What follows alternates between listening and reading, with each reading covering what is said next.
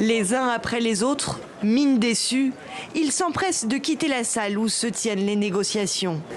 Ils viennent des quatre coins de la planète, représentent les petits États insulaires et les pays les moins avancés. Tous accusent les pays occidentaux de ne pas être à la hauteur des enjeux.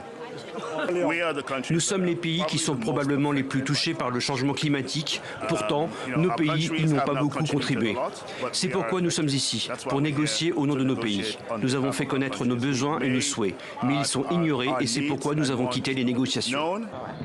À l'origine de cette exaspération, un projet d'accord bien en deçà des demandes. Les pays occidentaux y proposent d'augmenter l'engagement de financement climatique pour les pays plus pauvres de 100 milliards à 300 milliards de dollars par an d'ici 2035. Les pays en développement, eux, demandent au moins le double. Nous appelons à un chiffre ambitieux qui nous fera sortir de là où nous sommes.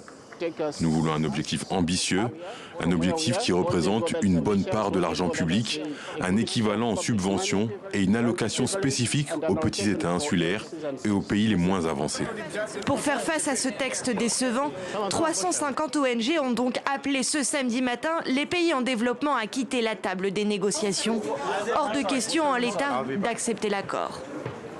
L'absence d'accord vaut mieux qu'un mauvais accord. Le texte qui est sur la table n'est pas assez bon pour aider à réaliser ce que les pays en développement ont demandé. Baisser les bras ?